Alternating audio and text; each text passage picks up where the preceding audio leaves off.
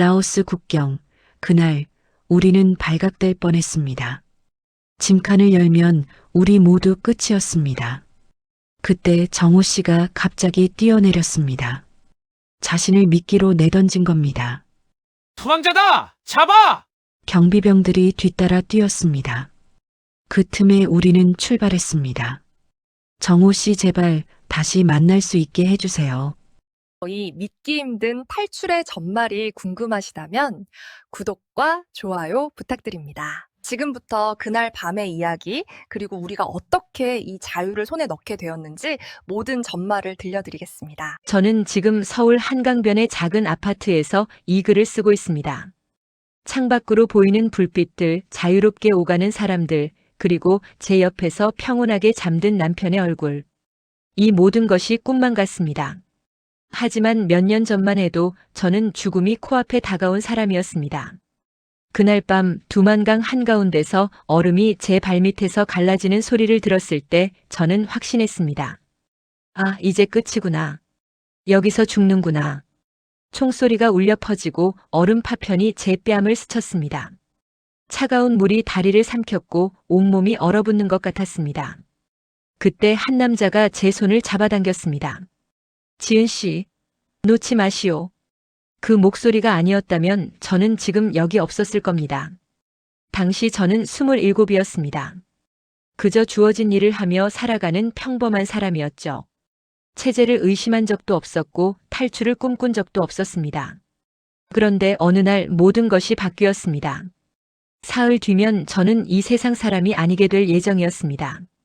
아무것도 잘못한 게 없는데 그때 한 남자가 제게 속삭였습니다. 살 수 있는 길이 하나 있어. 저는 선택해야 했습니다. 순순히 죽음을 받아들일 것인가 아니면 생사를 알 수 없는 도망길에 올라단 1%의 희망이라도 붙잡을 것인가. 우리는 결국 도망쳤습니다. 눈 덮인 산을 넘고 총탄을 피하고 얼어붙은 강을 건너며 그 과정에서 그 남자는 저를 지키기 위해 자신의 모든 것을 걸었습니다. 첫눈이 내리던 아침이었습니다. 저는 평소처럼 새벽 6시에 일어나 공장으로 향했습니다. 함경북도의 어느 군수 공장, 제가 5년째 전력 설비를 관리하던 곳이었죠. 아버지가 돌아가신 후 제게 주어진 이 자리는 기술자로서의 자부심이라기보다는 그저 살아남기 위한 생존 수단이었습니다. 공장 안은 늘 그랬듯 차갑고 어두웠습니다. 낡은 변압기들이 윙윙거리는 소리, 노동자들이 무거운 발걸음으로 배치에 들어가는 소리. 모든 게 일상이었습니다. 그런데 그날 오전 10시쯤 모든 게 멈췄습니다. 쾅! 3호기 변압기가 폭발했습니다. 순간 공장 전체가 어둠에 잠겼고 비명소리가 터져나왔습니다. 저는 곧바로 현장으로 달려갔습니다. 검은 연기가 피어오르고 바닥에는 기름이 흘러내리고 있었습니다. 3명의 노동자가 화상을 입고 쓰러져 있었죠. 의무실로. 빨리. 제 외침에 주변 사람들이 부상자들을 옮겼습니다. 저는 떨리는 손으로 전기 차단 스위치를 내렸습니다. 2차 폭발만은 막아야 했으니까요. 하지만 제 머릿속에는 한 가지 생각만 맴돌았습니다. 이 책임은 누가 지게 될까? 북에서 사고는 단순한 사고로 끝나지 않습니다. 누군가는 반드시 책임을 져야 하죠. 그리고 그 책임은 대부분 가장 약한 사람에게 돌아갑니다. 오후가 되자 공장 간부들이 현장에 모였습니다. 공장장은 붉어진 얼굴로 소리를 질렀습니다. 이게 대체 어떻게 된 일이냐? 박지은 동무, 당신이 설비 관리를 맡지 않았소. 동무 공장장 3호기는 이미 2달 전에 교체 요청을 올렸습니다. 부품이 오지 않아서. 변명 말고. 당신 책임 아니면 누구 책임이란 말이오. 그때였습니다. 공장 정문이 열리며 군복을 입은 사람들이 들어왔습니다. 조사팀이 온 겁니다. 제 심장이 쿵쾅거리기 시작했습니다. 보이부인가? 아니면 군 조사팀인가?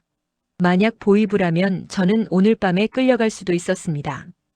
앞서 걸어오는 남자의 계급장이 보였습니다. 하사관. 보이부가 아닌 군 기술조사팀이었습니다. 조금은 안도했지만 여전히 긴장은 풀리지 않았습니다. 사고 현장으로 안내하시오. 그의 목소리는 낮고 침착했습니다. 저는 조사팀을 현장으로 안내했습니다. 그 하사관은 이정호라는 이름표를 달고 있었습니다. 30 전후로 보이는 나이, 각진 턱선과 짙은 눈썹. 표정은 무겁지만 눈빛만큼은 예상과 달리 날카롭지 않았습니다. 그는 폭발한 변압기를 한참 들여다보더니 주변 노동자들에게 물었습니다. 부상자는 몇 명이요? 3명입니다. 동무 하사관. 생명에는 지장 없소? 다행히. 화상만 입었습니다. 그가 고개를 끄덕이며 말했습니다. 다행이군. 우선 다친 사람부터 확인합시다. 저는 그 말에 조금 놀랐습니다. 보통 조사팀이 오면 사고 원인과 책임자 찾기부터 시작하는데 이 사람은 부상자를 먼저 챙겼으니까요. 공장 간부들은 서로 책임을 떠넘기느라 소란스러웠습니다. 누군가는 저를 가리키며 설비 담당자가 제대로 점검하지 않아서라고 했고 다른 누군가는 부품 조달이 늦어져서라고 했습니다. 이정호는 그들의 말을 묵묵히 듣다가 저를 바라보며 물었습니다. 동무는 언제 마지막 점검을 했소? 일주일 전입니다. 기록이 여기 있습니다. 저는 떨리는 손으로 점검 일지를 건넸습니다. 그는 꼼꼼히 읽어 내려가더니 공장장을 향해 말했습니다. 기록을 보니 2달 전에 이미 부품 교체 요청이 올라갔군요. 승인은 되었습니까? 공장장의 얼굴이 굳어졌습니다. 그건 상부의 승인이 늦어져서. 그렇다면 이건 설비 담당자의 책임이 아니라 행정 지연 문제로 보이는데요. 그 한마디에 공장장은 더 이상 말을 잇지 못했습니다. 저는 가슴을 쓸어내렸습니다. 적어도 오늘 당장 끌려가지는 않겠구나. 조사팀은 이틀간 공장에 머물렀습니다. 그 이틀 동안 이정호는 종종 제 작업실 근처를 지나갔습니다. 그리고 가끔 우리의 눈이 마주쳤습니다. 말은 하지 않았습니다. 하지만 그의 눈빛에는 뭔가 묘한 감정이 담겨 있었습니다. 동정일까요? 아니면 그저 업무적인 관심일까요? 저는 알 수 없었습니다. 조사가 끝난 며칠 뒤 저는 공장 밖에서 그와 다시 마주쳤습니다. 저녁 6시쯤 저는 리어커에 공구를 싣고 집으로 가는 길이었습니다. 그런데 바퀴가 빠져버렸습니다. 지늘길에서 힘껏 끌어당기다 보니 축이 부러진 겁니다. 아, 한숨이 나왔습니다. 어두워지기 전에 집에 가야 하는데 이걸 어떻게 고치지? 그때 뒤에서 목소리가 들렸습니다. 도와드릴까요? 돌아보니 이정호가 서 있었습니다. 군복이 아닌 평상복을 입고 있었죠. 아, 동무 하사관. 지금은 근무 시간이 아니니 편하게 부르시오. 리어커 바퀴가 빠졌군요. 그는 말없이 다가와 공구를 살폈습니다. 그리고는 능숙하게 축을 빼내고 제 가방에서 철사를 꺼내 임시로 고정했습니다. 이 정도면 집까지는 갈 수 있을 겁니다. 내일 제대로 수리하시오. 감사합니다, 동무. 이정호요. 그냥 정호라고 부르시오. 그의 말투는 부드러웠습니다. 군인치고는 이상할 정도로. 저는 용기를 내어 물었습니다. 동무, 정호 씨는 왜 저를 도와주셨습니까? 조사 때도 그렇고. 그가 잠시 망설이다가 말했습니다. 당신 눈빛을 봤소. 그 눈빛. 어디서 많이 본 것 같았소. 무슨 뜻입니까? 억울함을 참고 사는 사람의 눈이요. 나도 그런 눈으로 살아왔으니까. 그 말에 제 가슴이 철렁 내려앉았습니다. 우리는 그날 저녁 공장 뒤편 작은 언덕에 앉아 이야기를 나눴습니다. 해가 지고 어둠이 내리는 동안 이정호는 조심스럽게 자신의 이야기를 꺼냈습니다. 내 아버지도 억울하게 당했소. 10년 전 상급 간부를 비판했다는 이유로 지방으로 쫓겨났소. 그게 비판이 아니라 정당한 의견이었는데도 말이요. 저는 숨을 죽이고 들었습니다.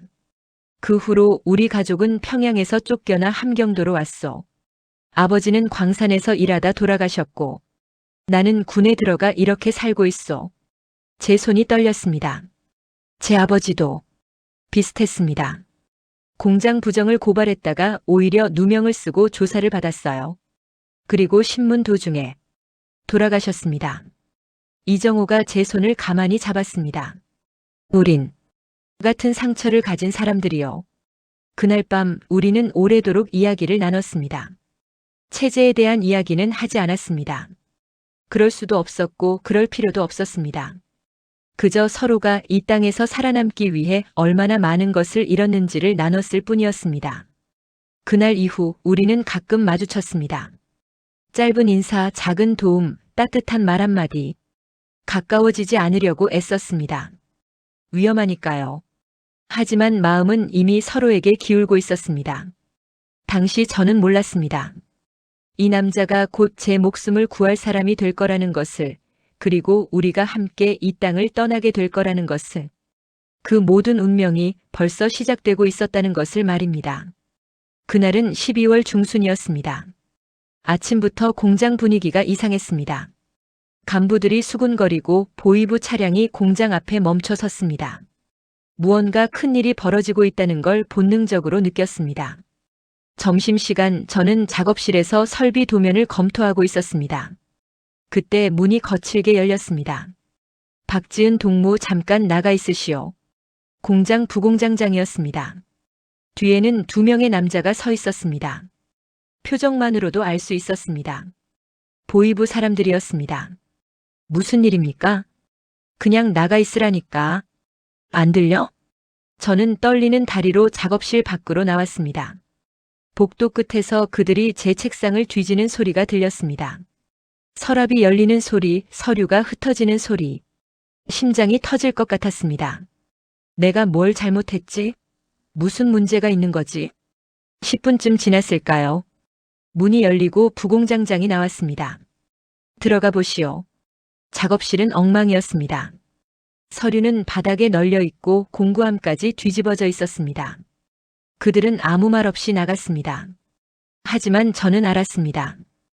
이건 시작일 뿐이라는 것을. 그날 저녁 저는 작업실을 정리하다가 한참을 멍하니 앉아 있었습니다. 변압기 사고 이후 제가 계속 감시받고 있다는 걸 느껴왔습니다. 하지만 이렇게 노골적으로 사무실을 뒤질 줄은 몰랐습니다. 설마 나를?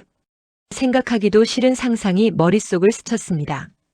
밤 10시가 넘어서 집으로 돌아왔습니다. 어머니는 벌써 주무시고 계셨습니다. 저는 불도 켜지 않은 채 방바닥에 앉았습니다. 얼마나 시간이 흘렀을까요? 똑, 똑, 똑. 창문을 두드리는 소리가 들렸습니다. 심장이 멎는 줄 알았습니다.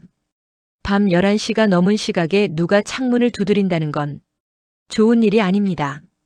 저는 조심스럽게 창문 가까이 다가갔습니다. 지은 씨, 나요. 이정호의 목소리였습니다. 저는 황급히 창문을 열었습니다. 그는 어둠 속에서 숨을 헐떡이고 있었습니다. 평상복 차림이었지만 얼굴에는 긴장감이 가득했습니다. 정호 씨? 이 시간에 왜? 안으로 들어가도 되겠소? 시간이 없소.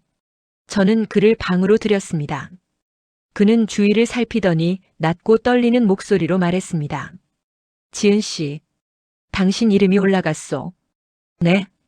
당신 이름이 명단에 올랐단 말이오. 그의 눈빛에서 공포를 읽었습니다. 제가 아니라 그가 느끼는 공포를. 무슨 명단 말입니까? 이정호는 주머니에서 접힌 종이 한 장을 꺼냈습니다. 그의 손이 떨리고 있었습니다. 오늘 오후 상부에서 문서가 내려왔소. 나는 군 연락 업무 때문에 우연히 이걸 봤소. 종이를 펼쳤습니다. 희미한 달빛 아래 저는 그 글씨를 읽었습니다. 반동 및 책임 회피 대상자 처리 명단. 그리고 그 아래 5개의 이름. 세 번째 줄에 제 이름이 있었습니다. 박지은 여 27세 군수공장 기술자 혐의 사보타주 및 책임 회피. 처리 방침 12월 18일 구속, 공개 처형 또는 노동단련대 이송. 머리가 하얗게 변했습니다. 이게 무슨 3일 후요. 3일 후면 당신은 끌려가게 돼요. 저는 그 종이를 쥔 채 주저앉았습니다. 사보타주? 책임 회피? 저는 아무것도 한 게 없었습니다. 그저 낡은 설비를 관리했을 뿐이고 교체를 요청했을 뿐이었습니다. 그런데 이게 사보타주라고? 이건 거짓말입니다. 저는 아무것도. 나도 알아요. 당신이 아무 잘못도 하지 않았다는 걸. 이정호가 제 어깨를 잡았습니다. 하지만 그들에게는 진실이 중요하지 않소. 누군가를 희생양으로 만들어야 상부에 보고할 수 있으니까. 사고가 났으면 누군가는 책임을 져야 하고 당신이 그 자리에 선택된 거요. 왜? 왜 저입니까? 당신 아버지 기록 때문이요. 이미 문제 가정 출신으로 찍혀 있었소. 그런 사람을 희생양으로 삼으면 아무도 의심하지 않으니까. 절망이 온몸을 짓눌렀습니다. 아버지. 돌아가신 지 10년이 지났는데도 아버지의 그림자가 저를 죽이려 하고 있었습니다. 저는 어떻게 해야 합니까? 제 목소리가 떨렸습니다. 이정호는 한참을 말이 없었습니다. 그의 얼굴에도 고뇌가 가득했습니다. 그리고 마침내 그가 입을 열었습니다. 살 수 있는 길. 하나 있어. 뭡니까? 떠나는 거요. 순간 숨이 멎었습니다. 떠난다는 게. 설마. 그래요. 이 땅을 떠나는 거요. 국경을 넘어서. 탈북. 그 단어가 머릿속에 떠올랐지만 차마 입 밖으로 내지 못했습니다. 그 말을 하는 것만으로도 반역이 되니까요. 미쳤습니까? 그건 불가능합니다. 국경 경비가 얼마나 삼엄한데. 가능하오. 이정호가 제 눈을 똑바로 바라봤습니다. 나는 1년 전까지 국경부대에 있었소. 경비 교대 시간, 순찰 경로, 지뢰밭 위치. 다 알고 있어. 10분이면 돼요. 10분만 있으면 두만강까지 갈 수 있어. 하지만 중국에 가도 중국까지만 가면 길이 있어. 내가 준비해 둔 게 있어. 그의 말에 저는 놀라움을 감추지 못했습니다. 정호 씨, 당신 혹시 전부터. 그래요. 그가 고개를 끄덕였습니다. 나도 오래전부터 생각해왔어. 이 땅을 떠날 생각을. 하지만 혼자서는 용기가 나지 않았소. 실패하면 가족까지 위험해지니까. 그런데 왜 지금? 당신 때문이요. 그의 목소리가 떨렸습니다. 당신을 만나고 나서 혼자 떠날 수 없다는 걸 알았소. 당신이 없으면 의미가 없어. 그리고 당신이 죽는 걸 보고만 있을 수도 없어. 저는 울컥 눈물이 쏟아질 것 같았습니다. 하지만 정호 씨까지 위험해질 텐데요. 이미 위험하오. 오늘 내가 이 문서를 본 것, 당신에게 경고한 것. 발각되면 나도 끝이요. 우린 이미 같은 배에 탄 거요. 그는 제 손을 꽉 잡았습니다. 지은 씨, 여기 남으면 3일 후에 죽소. 하지만 나와 함께 떠나면 적어도 살 가능성은 있소. 50대 50이라도 제로보다는 낫지 않소? 제 머릿속이 복잡했습니다. 어머니, 집, 익숙한 모든 것들. 하지만 3일 후면 저는 이 모든 걸 어차피 잃게 됩니다. 끌려가서 처형당하거나 노동 단련대에서 서서히 죽어가거나 선택지는 없었습니다. 살아남느냐 죽느냐. 정호 씨, 오늘 밤이요. 내일이 되면 당신을 감시하는 사람이 붙을 거요. 지금 이 순간이 유일한 기회요. 제 손이 떨렸습니다. 어머니는 어떻게 합니까? 미안하오. 함께 갈 수는 없어. 나이가 많으신 분은 강을 건널 수 없어. 눈물이 흘러내렸습니다. 이정호가 제 눈물을 닦아주며 말했습니다. 당신이 살아서 자유로운 곳에 가면 나중에 어머니를 모실 방법을 찾을 수 있어. 하지만 당신이 여기서 죽으면 아무것도 할 수 없어. 맞는 말이었습니다. 저는 떨리는 손으로 어머니가 주무시는 방을 바라봤습니다. 평생 저를 키워주신 어머니. 아버지 없이 홀로 저를 지켜주신 어머니. 그 어머니를 두고 떠나야 한다니. 하지만 살아야 했습니다. 살아야 언젠가 다시 볼 수 있으니까. 알겠습니다. 제가 말했습니다. 가겠습니다. 정호 씨와 함께. 가겠습니다. 이정호의 눈에 안도감이 스쳤습니다. 1시간 후에 공장 뒤편 산자락에서 만납시다. 짐은 최소한으로만. 돈이 있으면 챙기시오. 알겠습니다. 그는 창문을 통해 다시 어둠 속으로 사라졌습니다. 저는 한참을 그 자리에 서 있었습니다. 그리고 조용히 어머니 방으로 들어갔습니다. 어머니는 평온하게 주무시고 계셨습니다. 저는 무릎을 꿇고 어머니 곁에 앉았습니다. 어머니, 미안합니다. 딸이 불효를 저지릅니다. 눈물이 뺨을 타고 흘러내렸습니다. 꼭 살아서 다시 뵙겠습니다. 꼭요.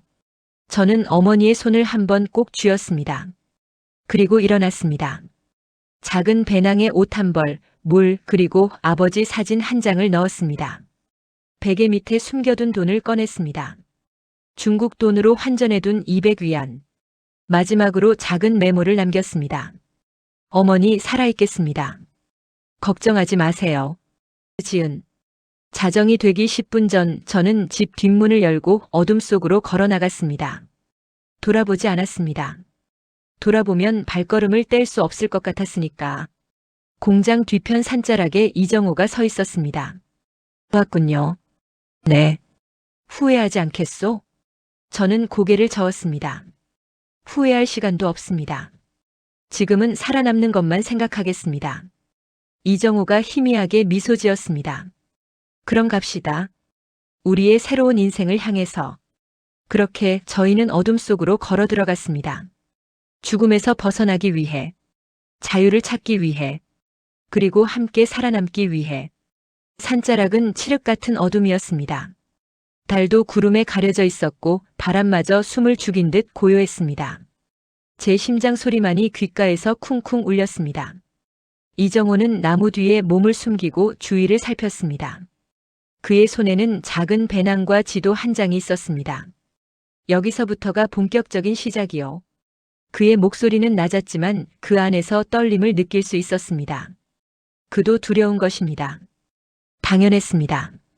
우리 앞에 놓인 건 생과 사를 가르는 길이었으니까요. 정호 씨, 제가 그의 팔을 잡았습니다. 정말로 할 수 있을까요? 우리가? 그가 돌아서서 제 두 손을 잡았습니다. 그의 손은 차가웠지만 악령만큼은 단단했습니다. 지은 씨, 그의 눈이 저를 똑바로 바라봤습니다. 솔직히 말하겠소. 나도 두렵소. 무섭소. 이 길이 어디로 이어질지, 우리가 살아서 끝에 도달할 수 있을지 확신할 수 없소. 제 숨이 막혔습니다. 하지만 한 가지는 확실하오. 여기 남으면 당신은 죽소. 100% 확실하게. 하지만 나와 함께 가면 적어도 가능성은 있소. 5%든 20%든 50%든 제로보다는 큰 숫자요. 그의 말이 맞았습니다. 나 혼자라면 못 가오. 그가 계속했습니다. 1년 동안 준비했지만 혼자서는 발걸음을 뗄 수 없었소. 두려워서, 외로워서.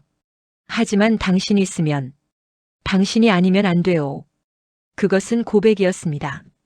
삶과 죽음의 경계에서 내민 고백. 저도 마찬가지입니다. 제가 대답했습니다. 정호 씨가 아니었다면 저는 이미 포기했을 겁니다. 혼자서는 절대 이런 용기를 낼 수 없었어요.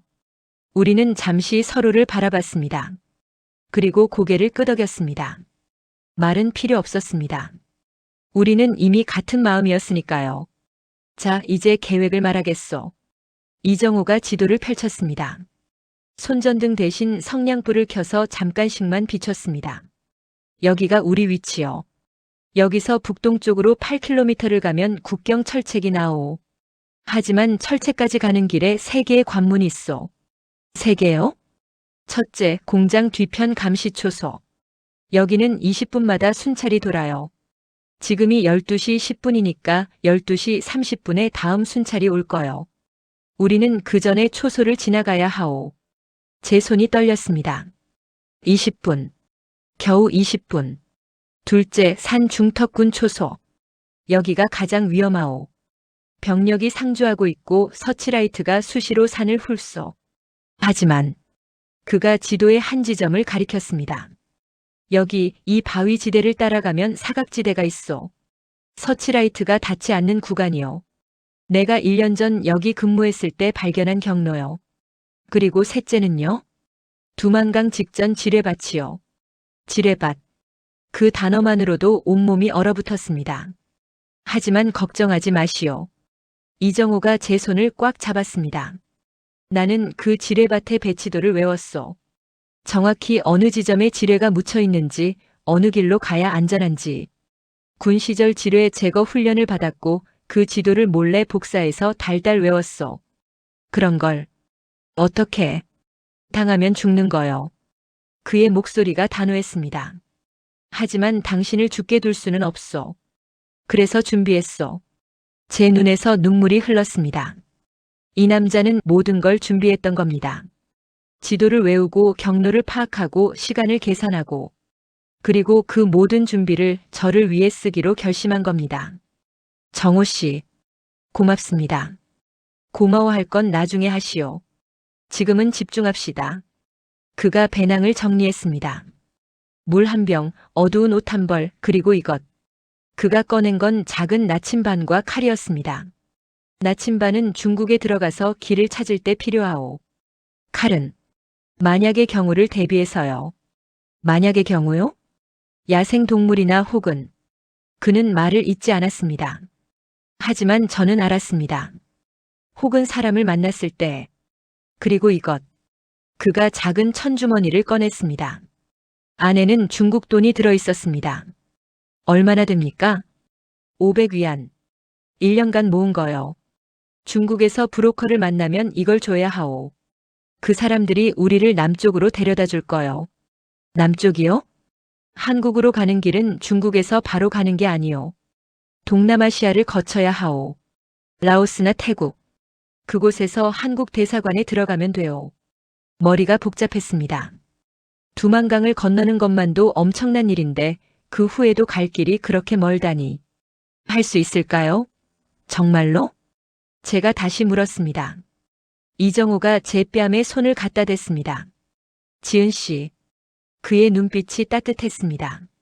나는 당신을 믿소. 그리고 우리를 믿소. 우리가 함께라면 반드시 살아남을 거요. 그 순간 저는 결심했습니다. 두려워하지 말자. 의심하지 말자. 그저 앞만 보고 가자. 이 남자와 함께라면 할 수 있을 것이다. 알겠습니다. 갑시다. 좋소. 이정호가 배낭을 메고 일어났습니다. 첫 관문 감시초소까지는 10분 거리요. 소리를 내지 말고 내 뒤를 따라오시오.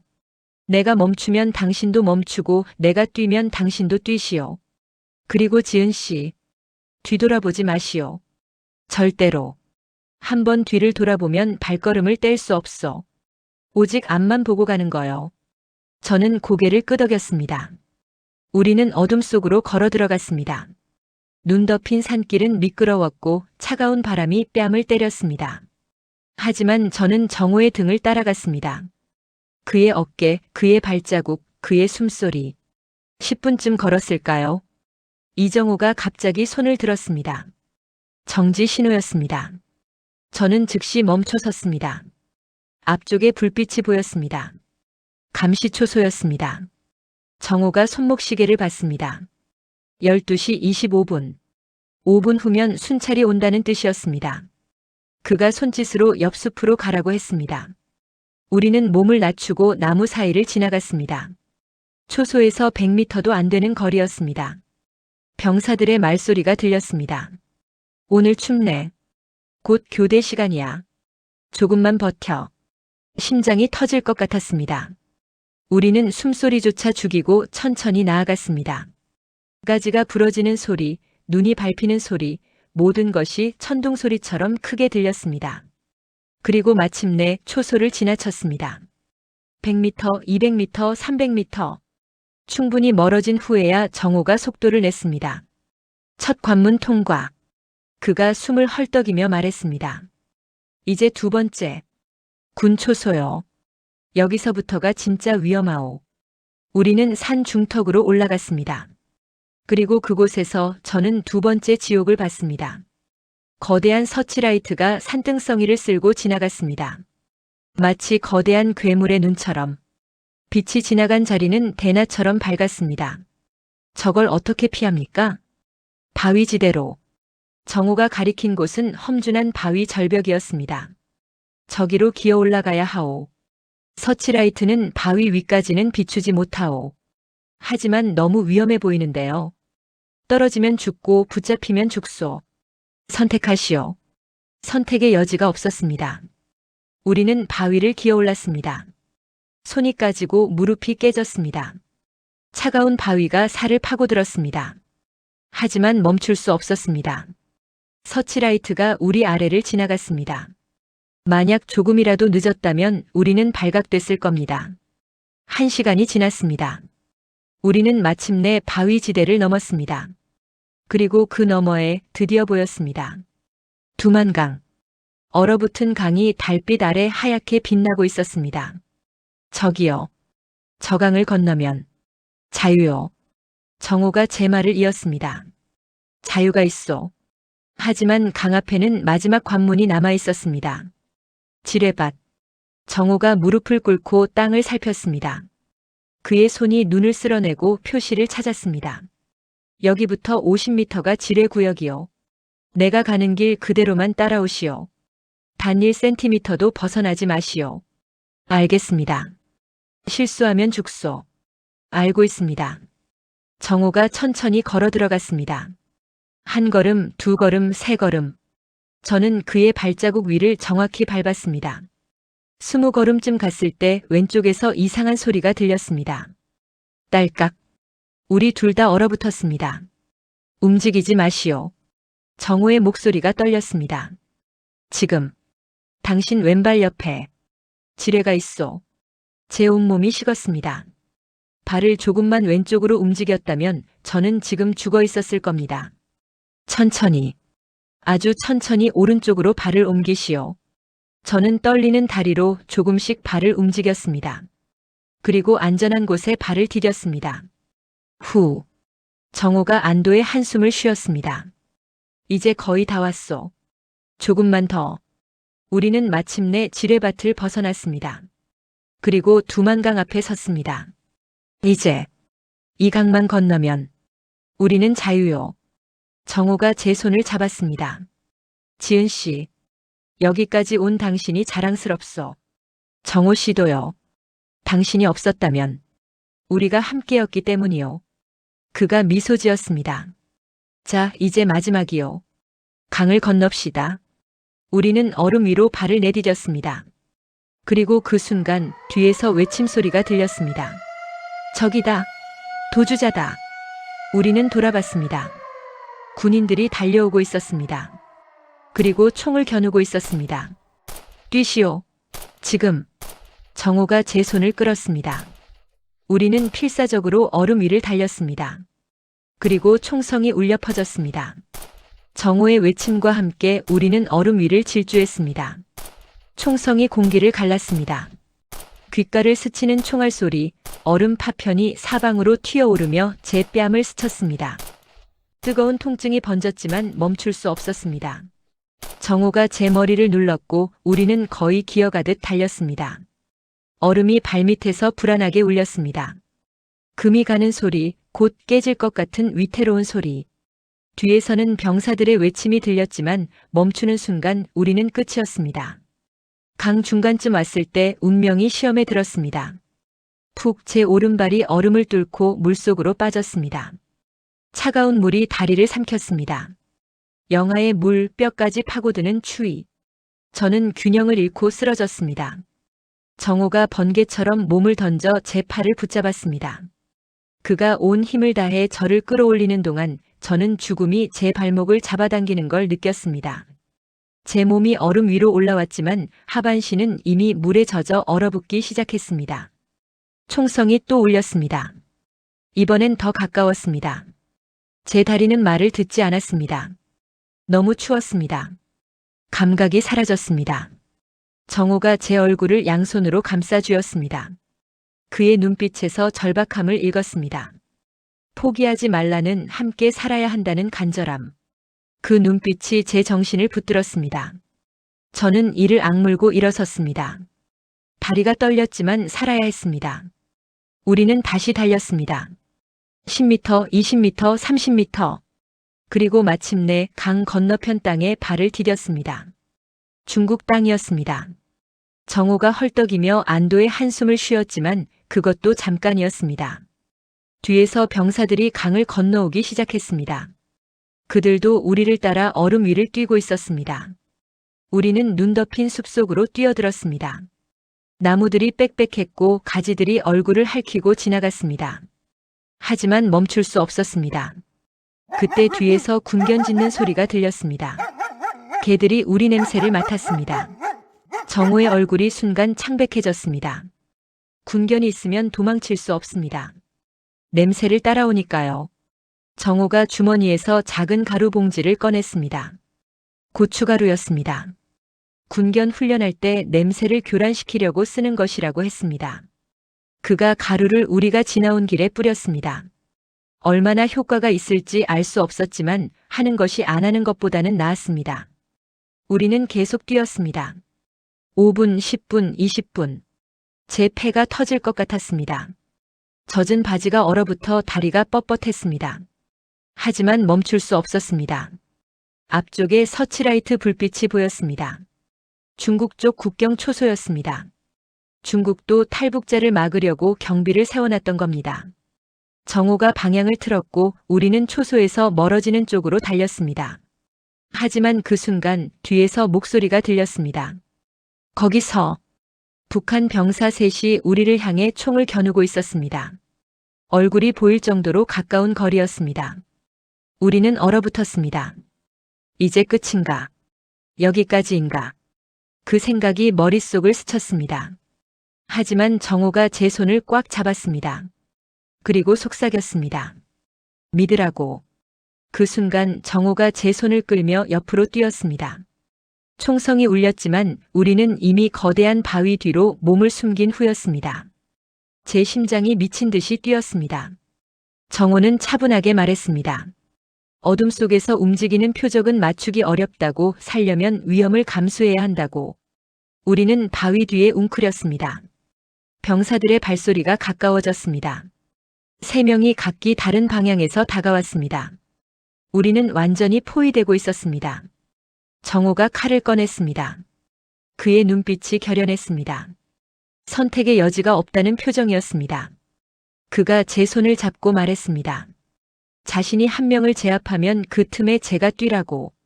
자신은 군인이었으니 싸움을 더 잘 안다고. 그리고 저를 여기서 잃을 순 없다고. 발소리 하나가 바위 바로 앞까지 다가왔습니다. 정호가 숨을 죽였습니다. 병사의 그림자가 바위 모서리에 나타나는 순간 정호가 튀어나갔습니다. 그의 움직임은 비처럼 빨랐습니다. 병사가 반응하기도 전에 정호의 손이 그의 목을 쳤고 병사가 쓰러졌습니다. 총이 바닥에 떨어지는 소리가 들렸습니다. 다른 병사들이 달려왔습니다.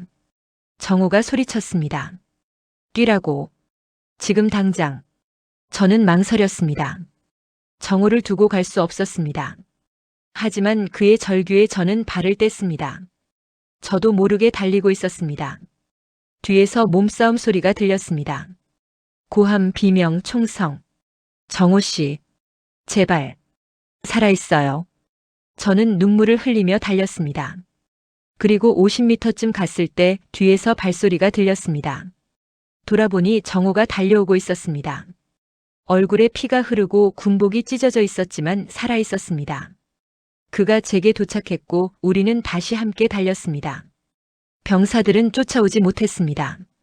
정호가 총을 빼서 위협 사격을 했다고 했습니다. 하지만 그의 어깨에서 피가 흐르고 있었습니다. 총에 맞은 것이었습니다. 우리는 1시간을 더 달렸습니다. 그리고 마침내 작은 마을 불빛이 보였습니다. 중국 마을이었습니다. 우리는 마지막 힘을 짜내어 달렸고 마을 입구 낡은 창고 뒤에 도착했을 때 그대로 쓰러졌습니다. 정호가 등을 기대고 숨을 헐떡였습니다. 해냈다고, 우리가 해냈다고 중얼거렸습니다. 저는 그의 어깨를 살폈습니다. 총상이었습니다. 깊지는 않았지만 피가 계속 흘렀습니다. 저는 제 속옷을 찢어 그의 어깨를 동여맸습니다. 정호가 신음을 참았습니다. 그가 제 얼굴을 바라보며 말했습니다. 제가 무사한 것만으로도 충분하다고. 제 눈에서 눈물이 흘렀습니다. 왜 나를 위해 이렇게까지 하느냐고 물었습니다. 정호는 대답했습니다.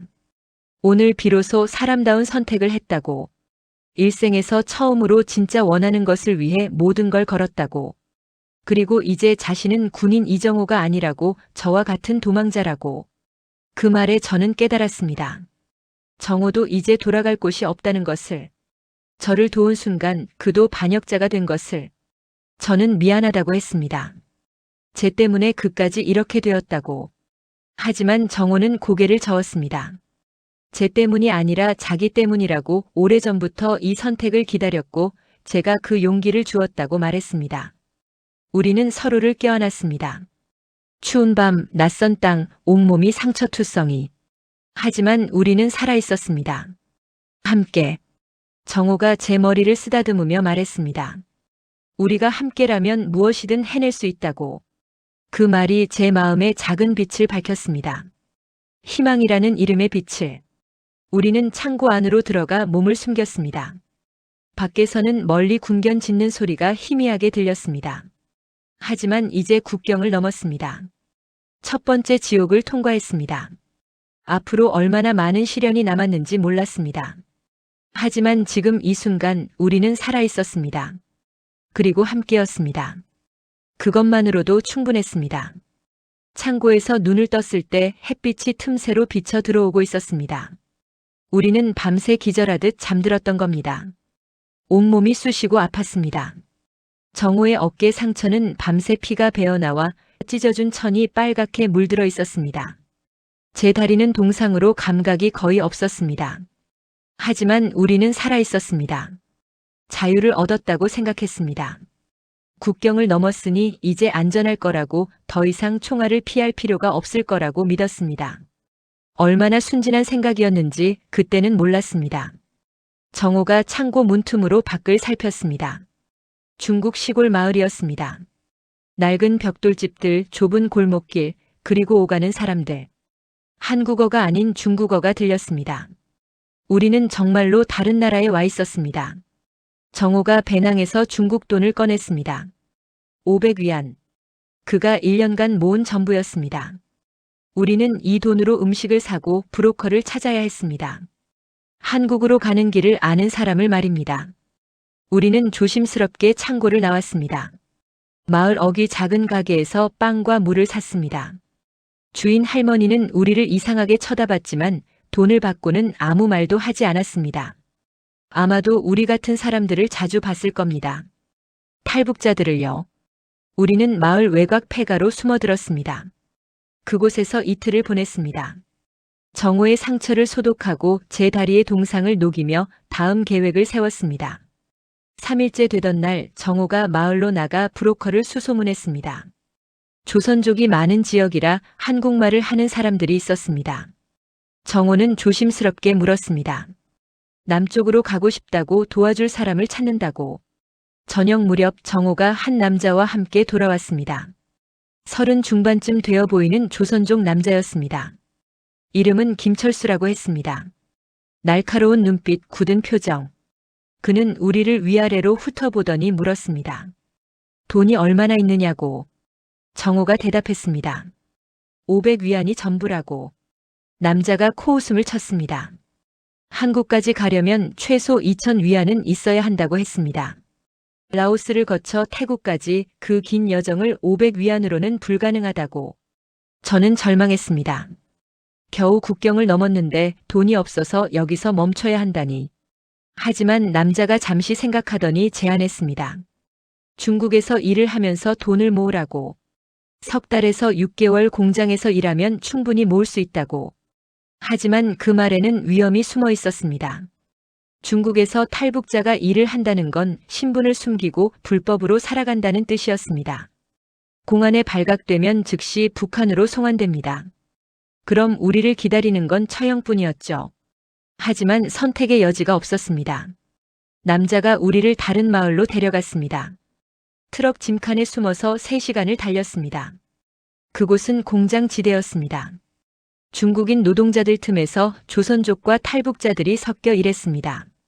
남자가 공장 감독에게 우리를 소개했습니다. 감독은 묻지도 따지지도 않았습니다. 그저 하루에 12시간 일하고 한 달에 1000위안을 준다고 했습니다. 숙소는 공장 옆 낡은 컨테이너였습니다. 우리는 그날부터 일하기 시작했습니다. 정호는 어깨 상처가 아직 아물지 않았지만 중장비를 다루는 일을 맡았습니다. 저는 포장 작업을 했습니다. 하루 12시간, 때로는 15시간, 밥은 하루 2끼, 잠은 5시간. 하지만 견딜 수 있었습니다. 북한에서의 살보다는 나았으니까요. 그리고 무엇보다 우리에게는 목표가 있었습니다. 한국, 자유.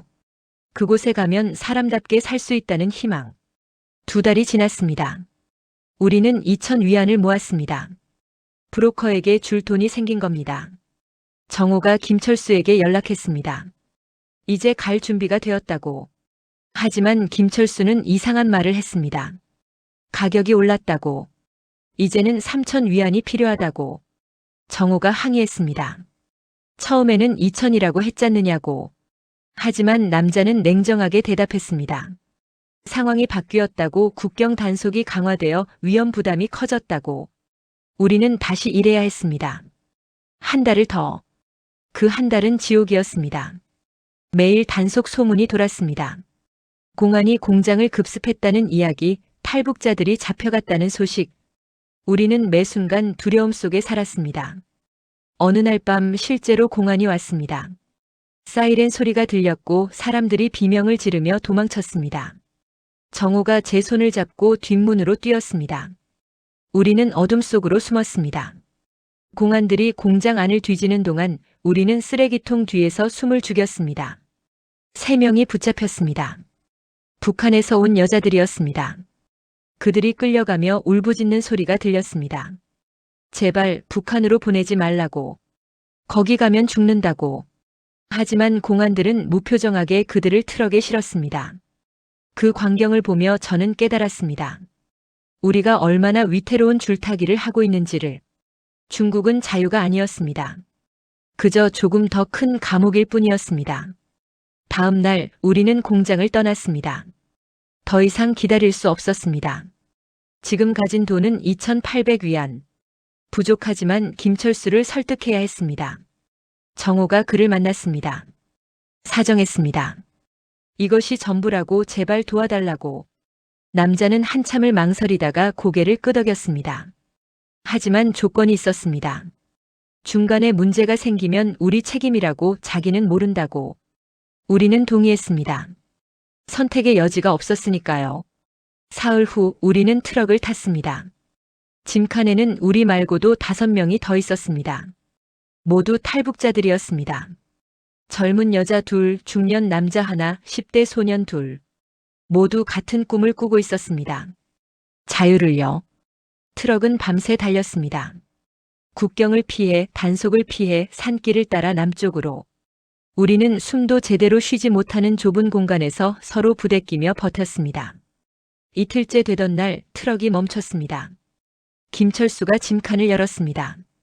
우리는 산속 오두막에 내려졌습니다. 그곳에서 이틀을 더 기다렸습니다. 다음 연결책을 기다리는 것이었습니다.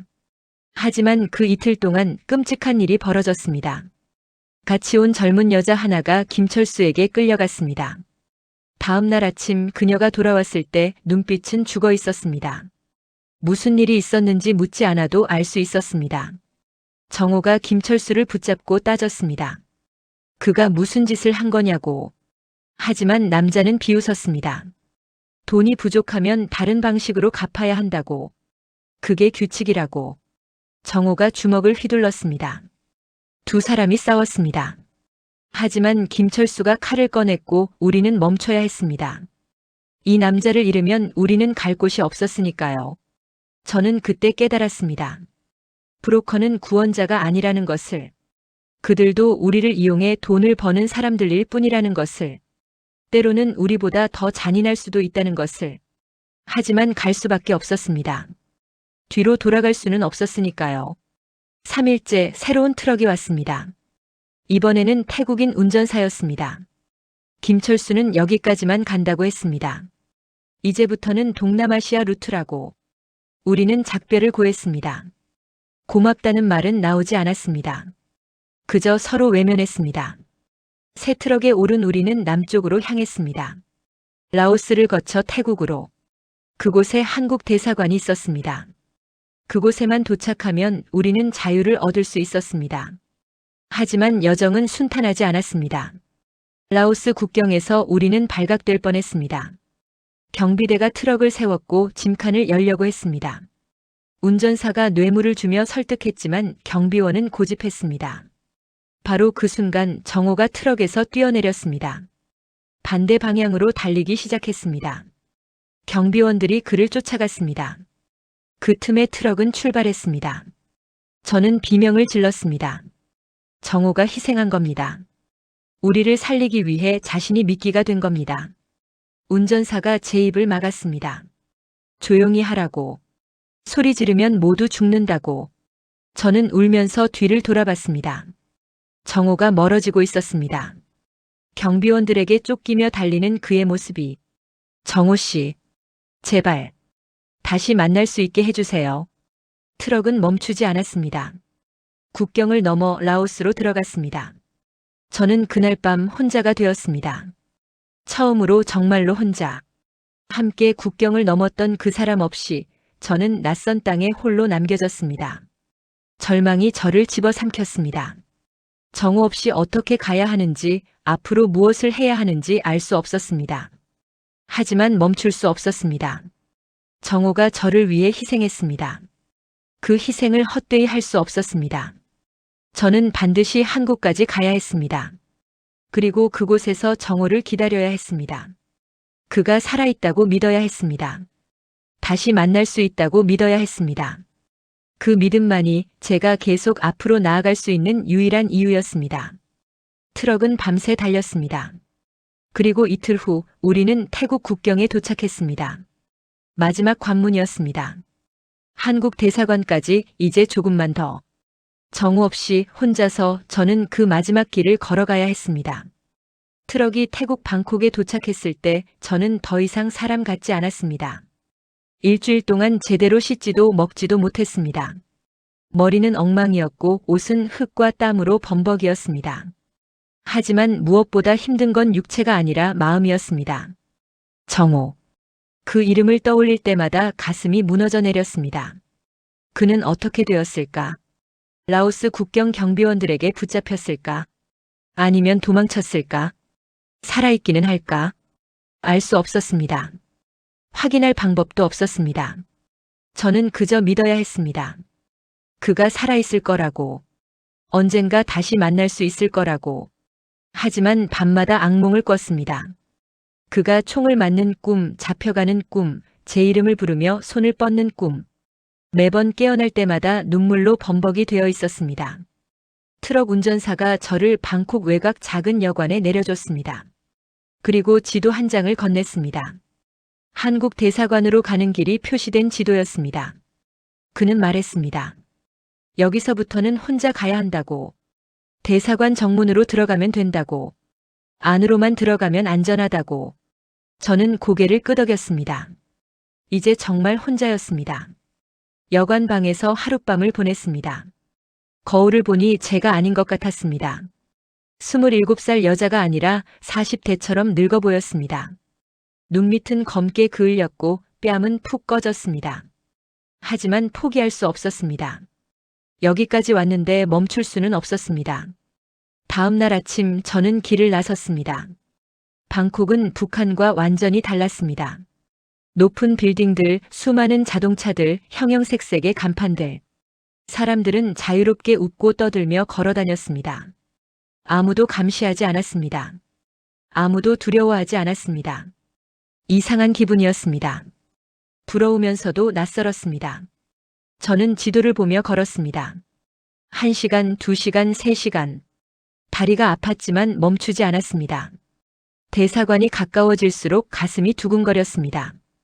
이제 조금만 더 가면. 하지만 운명은 마지막까지 저를 시험했습니다. 대사관에서 200m쯤 떨어진 곳에서 한 남자가 제 앞을 막아섰습니다. 태국인처럼 보였지만 눈빛이 예사롭지 않았습니다. 그는 한국말로 물었습니다. 어디 가느냐고. 제 심장이 멎었습니다. 이 사람이 누구인지 알 수 없었습니다. 경찰일까? 아니면 탈북자를 노리는 사기꾼일까? 저는 대답하지 않고 돌아서서 걸었습니다. 하지만 남자가 제 팔을 잡았습니다. 저는 소리를 질렀습니다. 놔달라고. 도와달라고. 주변 사람들이 쳐다봤지만 아무도 나서지 않았습니다. 남자가 저를 끌고 가려고 했습니다. 저는 온 힘을 다해 저항했습니다. 그때 누군가가 소리쳤습니다. 스탑! 돌아보니 태국 경찰이었습니다. 남자가 제 팔을 놓고 도망쳤습니다. 경찰이 저에게 다가왔습니다. 괜찮냐고 어디서 왔냐고 물었습니다. 저는 떨리는 손으로 지도를 보여줬습니다. 한국 대사관을 가리켰습니다. 경찰이 고개를 끄덕이고 저를 안내해 줬습니다. 10분 후 저는 한국 대사관 정문 앞에 서 있었습니다. 높은 철문, 그 위에 태극기. 바람에 펄럭이는 태극기를 보는 순간 눈물이 쏟아졌습니다. 여기다. 드디어 여기까지 왔다. 저는 떨리는 다리로 정문으로 걸어갔습니다. 경비원이 저를 쳐다봤습니다. 제 차림새를 보고 모든 걸 알아챈 듯 했습니다. 경비원이 물었습니다. 북한에서 왔냐고. 저는 고개를 끄덕였습니다. 울음이 터져 나왔습니다. 말이 나오지 않았습니다. 경비원이 문을 열어줬습니다. 들어오세요. 이제 안전합니다. 그 말을 듣는 순간 저는 그 자리에 주저앉았습니다. 안전하다. 이제 안전하다. 더 이상 도망칠 필요가 없다. 더 이상 총알을 피할 필요가 없다. 저는 한참을 울었습니다. 경비원이 저를 부축해서 안으로 데려갔습니다. 대사관 직원들이 저를 맞아줬습니다. 따뜻한 물과 음식을 주었습니다. 깨끗한 옷을 입혔습니다. 그리고 조사가 시작됐습니다. 어디서 왔는지, 어떻게 탈출했는지, 가족은 누가 있는지. 저는 모든 걸 말했습니다. 북한에서의 삶 명단에 오른 것, 정호와의 탈출, 중국에서의 시련, 그리고 마지막 이별. 정호 이야기를 할 때 저는 또 울었습니다. 직원이 물었습니다. 그 사람 이름이 뭐냐고. 이정호라고 대답했습니다. 직원이 적어두었습니다. 만약 그가 나타나면 연락을 준다고 했습니다. 하지만 저는 알았습니다. 그 가능성이 얼마나 희박한지. 라오스 국경에서 잡혔다면 그는 이미 북한으로 송환되었을 겁니다. 그럼 저는 영영 그를 볼 수 없을 거였습니다. 그 생각에 가슴이 찢어졌습니다. 대사관에서 일주일을 보냈습니다. 그동안 서류 처리가 진행됐습니다. 한국 정부의 보호 신청이 들어갔고 승인을 기다렸습니다. 일주일 후 승인이 났습니다. 저는 비행기 표를 받았습니다. 서울행 비행기. 이틀 후 출발이었습니다. 그 이틀 동안 저는 대사관 창문으로 밖을 바라봤습니다. 혹시 정호가 나타나지 않을까? 혹시 기적이 일어나지 않을까? 하지만 기적은 일어나지 않았습니다. 출발 당일 저는 대사관 직원과 함께 공항으로 갔습니다. 수완나품 국제공항. 거대한 공항, 수많은 사람들. 모두가 자유롭게 여행하고 있었습니다. 저도 이제 그들 중 하나가 되는 겁니다. 자유로운 사람. 비행기에 탔습니다. 창가 자리였습니다. 이륙하면서 방콕이 멀어졌습니다. 구름 위로 올라가자 하늘이 넓게 펼쳐졌습니다. 제 옆 좌석은 비어 있었습니다. 저는 그 빈자리를 바라봤습니다. 정호가 있어야 할 자리. 함께 앉아서 창밖을 보며 새로운 시작을 꿈꿔야 할 자리. 눈물이 흘렀습니다. 하지만 이번에는 슬픔만은 아니었습니다. 감사함도 섞여 있었습니다. 정호 씨 고마웠어요. 당신이 아니었다면 저는 여기 없었을 거예요. 당신이 준 용기로 저는 여기까지 왔어요. 그리고 약속할게요. 한국에서 잘 살 거예요. 당신 목까지. 언젠가 다시 만나면 그때 제대로 고맙다고 말할게요. 비행기는 5시간을 날았습니다. 그리고 마침내 기장의 안내방송이 들렸습니다. 곧 인천국제공항에 착륙하겠습니다. 제 심장이 뛰었습니다. 창밖을 보니 불빛들이 보였습니다. 서울의 불빛, 대한민국의 불빛, 자유의 땅. 비행기가 착륙했습니다. 바퀴가 땅에 닿는 순간 저는 깨달았습니다. 드디어 도착했다고. 정말로 해냈다고. 출입국 심사를 통과했습니다. 대사관에서 준비한 서류 덕분에 문제없이 통과했습니다. 짐을 찾고 도착 게이트로 나왔습니다. 그곳에 통일부 직원이 기다리고 있었습니다. 제 이름이 적힌 팻말을 들고 저는 그에게 다가갔습니다. 직원이 미소 지으며 말했습니다. 박지은 씨, 대한민국에 오신 것을 환영합니다. 그 말을 듣는 순간 저는 무너졌습니다. 그 자리에서 엉엉 울었습니다. 환영받는다는 말. 그 간단한 말이 얼마나 큰 위로가 되는지 그때 처음 알았습니다. 직원이 저를 차에 태워 하나원으로 데려갔습니다. 탈북자 정착 지원 시설이었습니다. 그곳에서 석 달간 교육을 받게 된다고 했습니다. 한국 사회에 적응하는 법, 직업 훈련 등. 저는 모든 교육을 열심히 받았습니다. 한국어를 다시 배웠습니다. 북한식 억양을 고쳤습니다. 컴퓨터 사용법을 배웠습니다.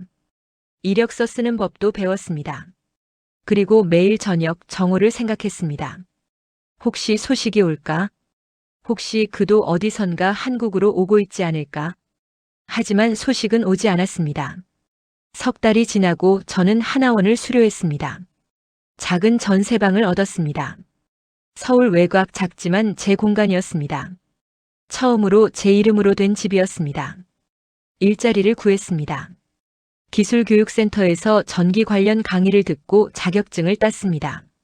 그리고 작은 회사에 취직했습니다. 북한에서 했던 설비 관리 경험이 도움이 됐습니다. 조금씩 삶이 자리를 잡았습니다. 하지만 여전히 빈자리가 있었습니다. 정호라는 이름의 빈자리. 반년이 지났습니다. 어느 가을날 저는 한강공원을 걸었습니다. 사람들은 웃으며 산책했습니다. 자유롭고 평화로웠습니다. 저는 벤치에 앉아 강을 바라봤습니다. 정호 씨, 여기 정말 좋아요. 당신도 꼭 와야 해요. 함께 봐야 해요. 그때였습니다. 핸드폰이 울렸습니다. 모르는 번호였습니다. 저는 전화를 받았습니다. 여보세요? 잠시 침묵이 흘렀습니다. 그리고 들렸습니다. 익숙한 목소리. 지은 씨. 나요. 제 손에서 핸드폰이 떨어질 뻔했습니다. 정호였습니다. 살아 있었습니다. 한국에 와 있었습니다. 저는 울먹이며 물었습니다. 어디 있어요? 인천공항이요. 방금 도착했어. 당신을 찾고 싶소. 저는 벤치에서 벌떡 일어났습니다. 기다려요. 지금 갈게요. 절대 어디 가지 마세요. 저는 뛰었습니다. 지하철을 타고 공항으로 향했습니다. 1시간이 천년 같았습니다. 공항에 도착했습니다. 도착 게이트 앞에 그가 서 있었습니다. 1년 만이었습니다. 그는 수척해져 있었지만 살아 있었습니다. 눈빛은 여전히 따뜻했습니다. 우리는 서로를 바라봤습니다. 그리고 동시에 달려갔습니다. 포옹했습니다. 오래 미안하오. 늦어서. 아니에요. 와줘서 고마워요. 살아줘서 고마워요. 우리는 울었습니다. 기쁨의 눈물을. 마침내 우리는 다시 만났습니다. 자유의 땅에서. 함께. 공항에서 정호를 만난 그날 저는 비로소 완전해졌습니다. 1년 동안 빈자리로 남아있던 제 마음의 반쪽이 채워진 기분이었습니다. 우리는 한참을 말없이 서로를 껴안고 있었습니다. 주변 사람들이 쳐다봤지만 상관없었습니다. 이 순간만큼은 세상에 우리 둘뿐인 것 같았으니까요. 정호는 라오스 국경에서 기적적으로 살아났다고 했습니다. 경비원들을 따돌리고 숲속으로 도망쳤고 사흘 동안 산속을 헤맸습니다. 굶주리고 지쳐서 쓰러질 때쯤 현지 마을 사람이 그를 발견했습니다. 그 사람이 조선족과 연결해줬고 다시 브로커를 통해 태국까지 올 수 있었습니다. 그 과정에서 6달이 걸렸다고 했습니다. 저보다 6달 늦게 한국에 도착한 겁니다. 그는 한국 대사관에서 저의 연락처를 받았고 공항에 도착해서 전화를 한 것이었습니다. 매일 당신 생각만 했어. 무사히 도착했을까? 잘 지내고 있을까? 정호의 말에 저는 또 울었습니다. 저도 똑같은 생각을 하며 보냈다고 말했습니다. 우리는 그날부터 다시 함께였습니다. 정호도 하나원 교육을 받기 시작했습니다. 저는 매주 면회를 갔습니다. 함께 점심을 먹고 산책을 하고 앞으로의 계획을 이야기했습니다. 석 달 후 정호가 수료했습니다. 그는 전기 설비 관련 자격증을 땄고 작은 건설 회사에 취직했습니다. 북한에서 군인이었던 경험이 체력 관련 일에 도움이 됐습니다. 우리는 함께 살기 시작했습니다. 제가 살던 작은 전세방에 정호가 합류했습니다. 좁았지만 행복했습니다. 처음으로 누군가와 안전하게 자유롭게 함께 사는 삶이었으니까요. 하지만 모든 게 순탄하지만은 않았습니다. 한국 사회에 적응하는 건 생각보다 어려웠습니다. 북한식 억양 때문에 사람들이 저를 이상하게 쳐다봤습니다. 직장에서도 탈북자라는 이유로 차별을 받았습니다. 어떤 동료는 대놓고 무시했고 어떤 사람은 동정 어린 시선으로 대했습니다. 정호도 비슷한 어려움을 겪었습니다. 공사 현장에서 힘든 일을 도맡아 하면서도 정당한 대우를 받지 못했습니다. 때로는 임금을 떼이기도 했습니다. 항의하면 북한으로 돌아가라는 말을 들었습니다. 그럴 때마다 우리는 서로를 위로했습니다. 지은 씨 괜찮소. 우리가 살아있는 것만으로도 감사해야 하오. 정호의 말이 맞았습니다.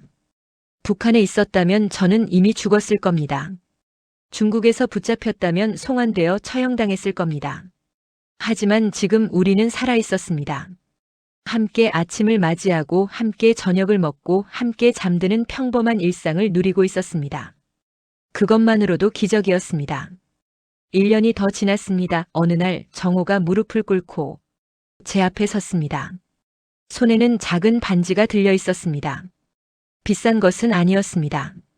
그가 석 달 동안 모은 돈으로 산 것이었습니다. 박지은, 나와 결혼해 주시겠소? 저는 울면서 고개를 끄덕였습니다. 당연한 대답이었습니다. 우리는 작은 결혼식을 올렸습니다. 하객은 많지 않았습니다. 하나원에서 알게 된 탈북자 친구 몇 명, 직장 동료 몇 명, 가족은 없었습니다. 북한에 두고 온 어머니 생각에 가슴이 아팠지만 이것이 저희가 선택한 삶이었습니다. 줄에는 하나원에서 저희를 도와주셨던 상담사 선생님이 서주셨습니다. 선생님은 말했습니다. 두 사람이 함께 이룬 자유가 얼마나 소중한지 그 자유를 지키며 행복하게 살라고. 우리는 서로에게 서약했습니다. 평생 함께하겠다고. 서로를 지키겠다고. 자유를 누리며 살겠다고. 결혼 후 우리는 조금 더 큰 집으로 이사했습니다. 여전히 전세였지만 방이 2개였습니다. 정호는 더 열심히 일했고 저도 승진을 했습니다. 조금씩 삶이 안정되어 갔습니다. 그리고 2년째 되던 해 제게 새로운 생명이 찾아왔습니다. 임신이었습니다. 처음 2주를 확인했을 때 믿기지 않았습니다.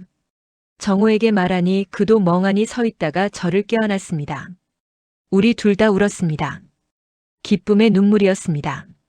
아이를 가진다는 것, 새로운 생명을 이 세상에 태어나게 한다는 것, 그것은 우리가 진짜로 살아있다는 증거였습니다.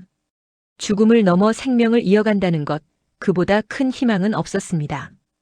임신 기간 동안 정호는 저를 극진히 돌봤습니다. 힘든 일도 마다하지 않고 더 많이 일해서 돈을 모았습니다. 아이에게 필요한 것들을 하나하나 준비했습니다. 침대, 옷, 장난감. 저는 배가 불러오는 걸 보며 매일 신기해했습니다. 이 작은 생명이 제 안에서 자라고 있다는 게 꿈만 같았습니다. 그리고 드디어 출산일이 왔습니다. 진통이 시작됐을 때 정호가 제 손을 잡았습니다. 제가 두만강에서 그의 손을 잡았던 것처럼 이번에는 그가 제 손을 잡아주었습니다. 할 수 있어. 우리가 여기까지 왔잖소. 그의 말에 힘을 얻었습니다. 맞았습니다. 우리는 총알을 피하고 강을 건너고 온갖 시련을 이겨냈습니다. 이것도 이겨낼 수 있었습니다. 10시간의 진통 끝에 아이가 태어났습니다. 울음소리가 들렸습니다. 작고 힘찬 울음소리. 간호사가 아이를 제 품에 안겨주었습니다. 작고 빨간 얼굴, 꼭 쥔 주먹, 그리고 깜빡이는 눈. 제 아이였습니다. 우리 아이였습니다. 건강한 딸입니다. 축하드립니다. 딸이었습니다. 정호가 아이를 보며 눈물을 흘렸습니다. 저도 울었습니다. 행복의 눈물이었습니다. 우리는 아이 이름을 하늘이라고 지었습니다. 자유로운 하늘 아래서 태어났으니 평생 자유롭게 살라는 의미였습니다. 억압 없이 두려움 없이 당당하게 살아가라는 바람을 담았습니다. 퇴원 후 우리는 새로운 삶을 시작했습니다. 부모로서의 삶. 밤마다 깨서 아이를 돌보는 게 힘들었지만 그 힘듦조차 행복했습니다. 이것이 평범한 사람들의 행복이구나 실감했습니다. 하늘이가 100일이 되던 날 우리는 작은 잔치를 열었습니다. 그동안 알게 된 친구들이 와서 축하해줬습니다. 한국에서 태어난 우리 친구들도 있었고 탈북자 친구들도 있었습니다. 정호가 하늘이를 안고 말했습니다. 이 아이는 자유로운 땅에서 태어났소. 우리가 꿈꿨던 삶을 살 거요. 우리가 주지 못한 것을 누릴 거요. 그 말에 모두가 박수를 쳤습니다. 그날 밤 하늘이가 잠든 후 우리는 작은 베란다에 나가 앉았습니다. 서울의 야경이 펼쳐져 있었습니다. 수많은 불빛들, 자유롭게 움직이는 자동차들, 밤늦게까지 켜진 건물들. 정호가 제 손을 잡으며 말했습니다. 지은 씨, 우리 정말 멀리 왔소. 네, 정말 멀리 왔어요. 후회하지 않소? 저는 고개를 저었습니다. 단 한 번도요. 힘들었지만 후회한 적은 없어요. 이 자유가 그 모든 걸 견딜 만한 가치가 있었어요. 정호가 미소 지었습니다. 나도요. 당신과 함께여서 이 모든 게 가능했소. 우리는 잠시 말없이 야경을 바라봤습니다. 자유. 그 단어가 얼마나 무거운지, 얼마나 소중한지 이제는 온몸으로 알았습니다. 자유는 공짜로 주어지는 게 아니었습니다. 누군가는 목숨을 걸고 쟁취해야 하는 것이었습니다. 우리가 그랬듯이. 하지만 그 무게를 견뎌낼 만한 가치가 있었습니다. 아침에 두려움 없이 눈을 뜨는 것, 하고 싶은 말을 하는 것, 사랑하는 사람과 함께 사는 것, 아이를 낳아 키우는 것. 이 모든 평범한 것들이 자유였습니다. 북한에 계신 어머니가 생각났습니다. 지금쯤 저를 어떻게 생각하고 계실까? 살아있다는 걸 아실까? 손녀가 태어난 걸 아실까? 언젠가 다시 만날 수 있기를 바랐습니다. 통일이 되든 아니면 다른 방법으로든 하늘이를 안겨드리고 싶었습니다. 어머니, 딸이 잘 살고 있다고 행복하다고 말하고 싶었습니다. 하지만 그날이 오지 않더라도 저는 최선을 다해 살 것입니다. 어머니가 저를 키워주신 것처럼 저도 하늘이를 잘 키울 것입니다. 자유의 소중함을 가르치고 감사함을 가르치고 살아있음의 기적을 가르칠 것입니다. 정호가 말했습니다. 지은 씨 고맙소. 나와 함께 이 길을 걸어줘서. 저야말로요. 정호 씨가 없었다면 저는 여기 없었을 거예요. 우리가 함께였기 때문이요. 혼자서는 못했을 거요. 맞는 말이었습니다. 우리는 함께여서 살아남았습니다. 함께여서 이겨냈습니다. 함께여서 지금 이 자리에 있었습니다. 안에서 하늘이가 작게 소리내며 뒤척였습니다. 우리는 조용히 안으로 들어갔습니다. 하늘이의 잠자리를 봐주고 이불을 덮어주고 작게 자장가를 불러줬습니다. 그리고 우리도 잠자리에 들었습니다. 내일도 일을 해야 했습니다. 정호는 새벽에 공사 현장으로 가야 했고 저는 회사에 출근해야 했습니다. 평범한 일상이었습니다. 하지만 그 평범함이 얼마나 소중한지 우리는 알았습니다. 불을 끄고 누웠습니다. 정호가 제 손을 잡았습니다. 어둠 속에서도 우리는 함께였습니다. 지은 씨. 네. 행복하오. 저는 미소 지었습니다. 네.